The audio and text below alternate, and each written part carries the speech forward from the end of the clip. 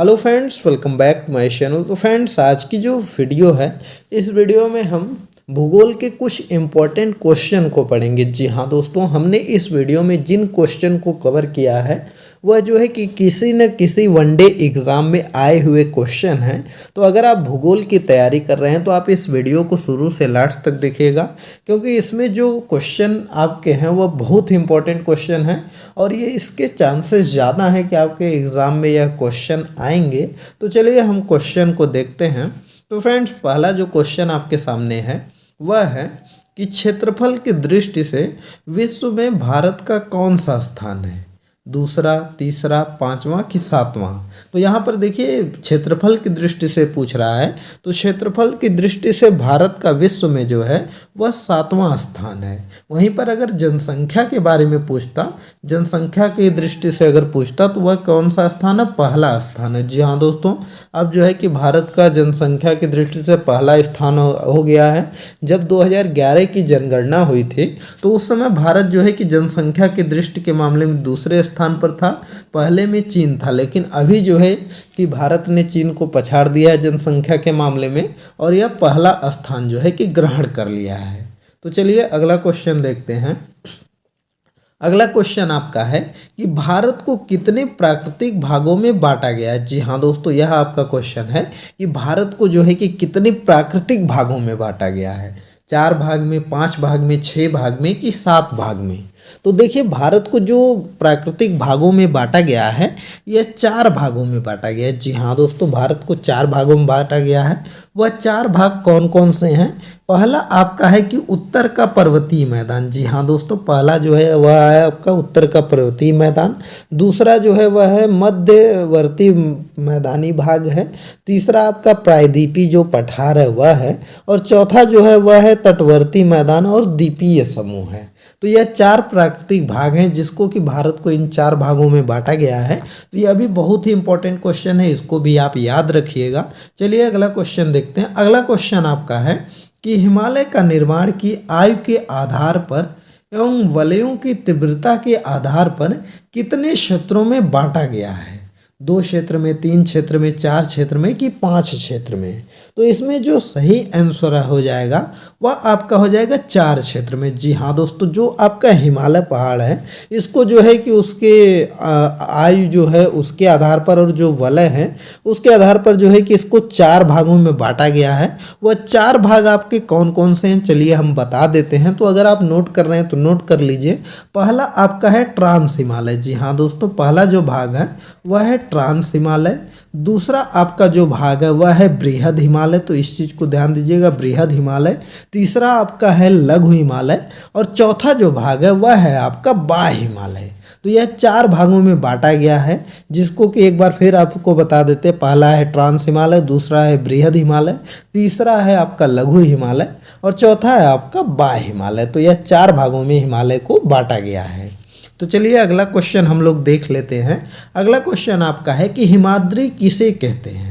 Trans Himalaya को कहते हैं कि महान हिमालय को कहते हैं कि मध्य हिमालय को कहते हैं कि लघु हिमालय को कहते हैं? तो देखिए, जो हिमाद्री होता है इसको हम लोग जो है कि महान हिमालय को कहते हैं। जी हाँ दोस्तों, महान हिमालय को जो हम लोग हिमाद्री बोलते हैं। यह जो हिमालय है यह उत्तरी भाग में स्थित श्रृंखला को ही हम लोग महान हिमालय तथा आंतरिक हिमालय को जो है हिमाद्री कहते हैं। तो इस चीज़ को आप ध्यान रखिएगा। और यह सबसे अधिक सतत श्रृंखला है और इसमें लगभग 6000 मीटर की औसत ऊंचाई वाले ऊंचे ऊंचे पहाड़ हैं। तो इस चीज़ को भी आप ध्यान दीजिएगा। चलिए अगला क्वेश्चन देखते हैं। अगला क्वेश्चन आपका है कि महान हिमालय की औसत ऊंचाई कितनी है?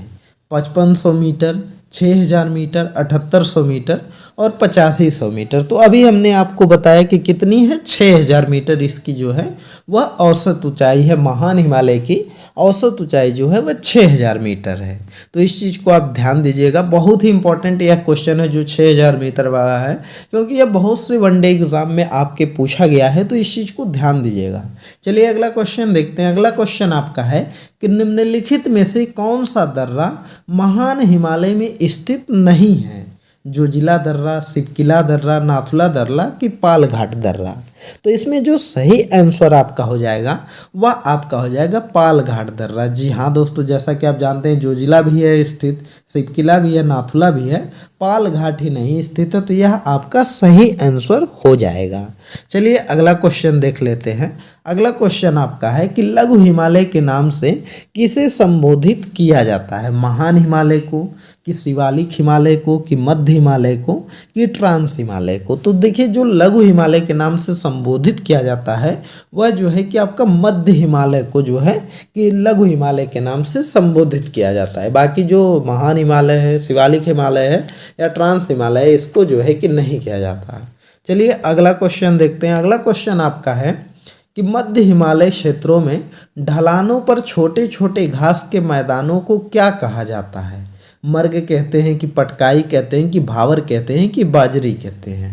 तो इसका जो सही आंसर है वह आपका हो जाएगा मर्ग। जी हाँ दोस्तों, जो आपका मध्य हिमालय के जो ढलानों पर छोटे छोटे घास के मैदान पाए जाते हैं, उस पर जो है कि बहुत से चरवाहे अपने पशु को ले जाकर चराते और आते हैं, वह लोग जो है कि इसको हम लोग मर्ग बोलते हैं। तो इस चीज़ को आप ध्यान दीजिएगा। चलिए अगला क्वेश्चन देखते हैं। अगला क्वेश्चन आपका है कि पीर पंजाल श्रृंखला किस हिमालय में अवस्थित है?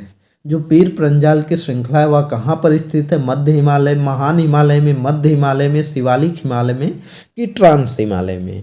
तो इसका जो आपका सही आंसर हो जाएगा वह आपका हो जाएगा मध्य हिमालय में। जी हाँ दोस्तों, जो पीर पंजाल श्रृंखला है यह आपका मध्य हिमालय में स्थित है।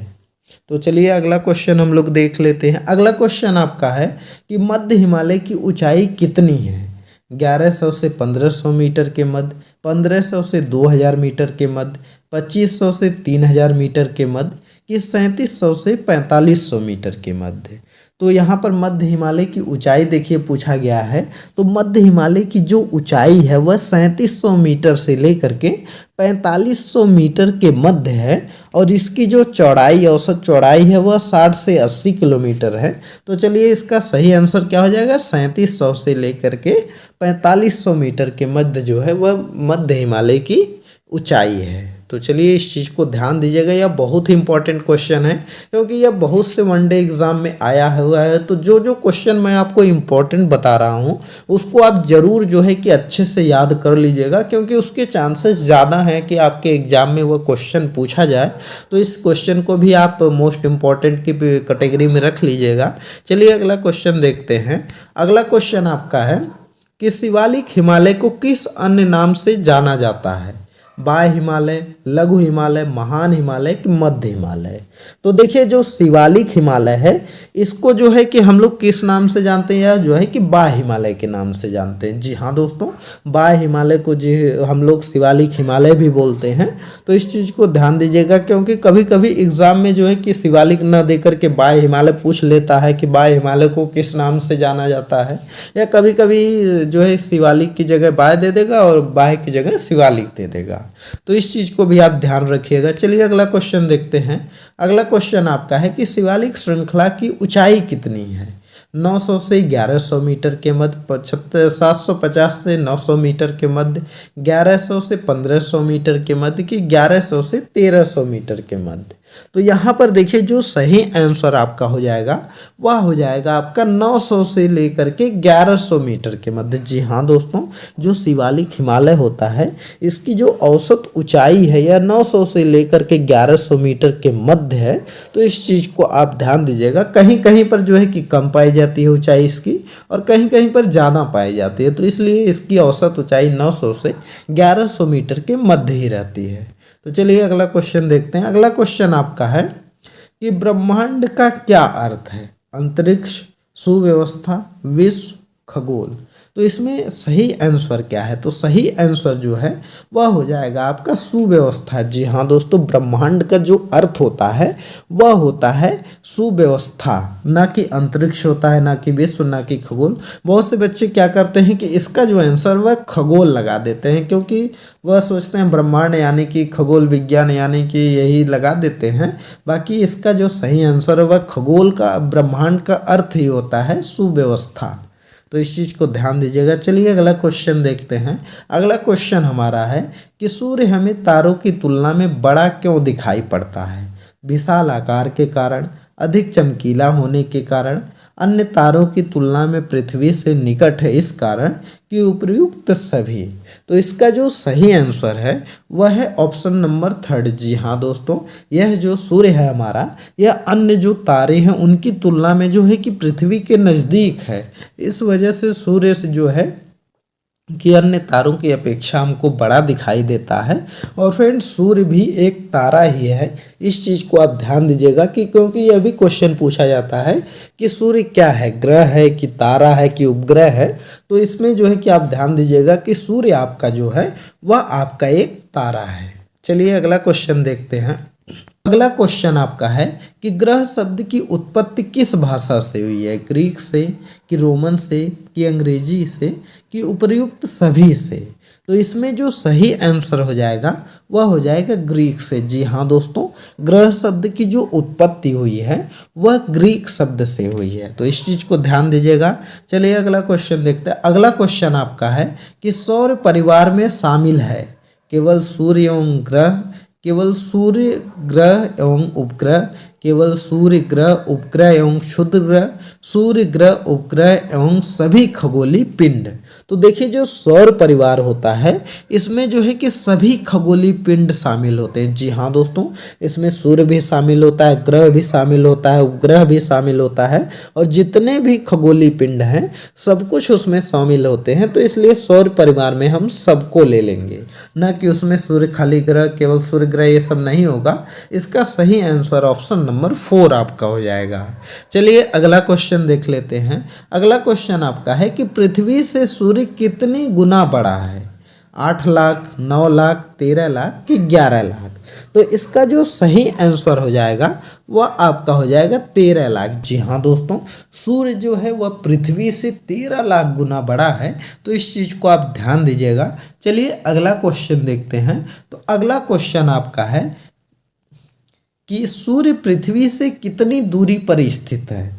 12 करोड़ किलोमीटर दूर है, कि 13 करोड़ किलोमीटर दूर है, कि 14 करोड़ किलोमीटर दूर है, कि 15 करोड़ किलोमीटर दूर है? तो फ्रेंड देखिए, जो सूर्य है वह पृथ्वी से जो है वह आपका 15 करोड़ किलोमीटर दूर है। जी हाँ दोस्तों, सूर्य बहुत ही ज़्यादा दूरी पर स्थित है, और यह जो है कि 15 करोड़ किलोमीटर जो है कि सूर्य दूर है। तो इस चीज़ को ध्यान दीजिएगा। चलिए अगला क्वेश्चन देखते हैं। तो अगला क्वेश्चन आपका है कि प्रकाश की गति कितनी है? 2 लाख किलोमीटर प्रति सेकंड, 3 लाख किलोमीटर प्रति सेकंड, कि 4 लाख किलोमीटर प्रति सेकंड, कि 5 लाख किलोमीटर प्रति सेकंड? तो इसका जो सही आंसर हो जाएगा वह हो जाएगा ऑप्शन नंबर 2, 3 लाख किलोमीटर प्रति सेकंड। जी हाँ दोस्तों, प्रकाश की जो गति होती है यह 3 लाख किलोमीटर प्रति सेकंड होती है। तो इस चीज़ को भी आप ध्यान दीजिएगा। चलिए अगला क्वेश्चन देखते हैं। अगला क्वेश्चन आपका है कि सूर्य की संरचना का लगभग 98% भाग किससे बना होता है? केवल हाइड्रोजन से, केवल हीलियम से, हाइड्रोजन एवं हीलियम से, कि हाइड्रोजन, हीलियम एवं ऑक्सीजन से? तो फ्रेंड देखिए, सूर्य का जो 98% भाग होता है यह आपका हाइड्रोजन एवं हीलियम से बना होता है। जी हाँ दोस्तों, हाइड्रोजन एवं हीलियम से बना होता है। तो इस चीज़ को आप ध्यान दीजिएगा। तो फ्रेंड्स, यह टॉप 20 क्वेश्चन थे, और यह जो क्वेश्चन है वह किसी न किसी एग्जाम में आए हुए क्वेश्चन हैं। तो फ्रेंड्स, अगर आप वनडे एग्ज़ाम की तैयारी कर रहे हैं तो आप इस वीडियो को 2-3 बार रिपीट करके ज़रूर देख लीजिएगा, जिससे कि यह क्वेश्चन आपके याद हो जाएंगे। और अगर आपके भूगोल से क्वेश्चन आते हैं तो ज़्यादा चांसेस रहते हैं कि वह जो प्रीवियस ईयर में क्वेश्चन आए हैं उसी से जो है कि आपके एग्ज़ाम में पूछे जाते हैं। तो फ्रेंड्स, यह पार्ट 1 वीडियो थी। हम जो है कि आगे करीब 8-10 पार्ट में वीडियो लाएंगे, और करीब जो है कि आपका लगभग 200 से 300 क्वेश्चन भूगोल का जो है कि वह पहले कवर करा देंगे, और उसके बाद टॉप 50 कर करके हम 5-6 वीडियो और लाएंगे, जिसमें कि लगभग जो है कि आपका 1000 क्वेश्चन भूगोल का कवर करा देंगे। तो फ्रेंड्स, अगर आप भी भूगोल की एक अच्छी तैयारी करना चाहते हैं तो हमारे चैनल को को जरूर फॉलो करिए। तो फ्रेंड्स चलिए इस वीडियो को स्टॉप करते हैं। अगर यह वीडियो आपको पसंद आई हो तो इस वीडियो को लाइक कर दीजिए, ज़्यादा से ज़्यादा शेयर कर दीजिए और चैनल पर नए हैं तो चैनल को एक बार फिर से सब्सक्राइब कर लीजिए। चलिए मिलते हैं अगले एक नए वीडियो में एक नए टॉपिक के साथ। तब तक के लिए बाय बाय।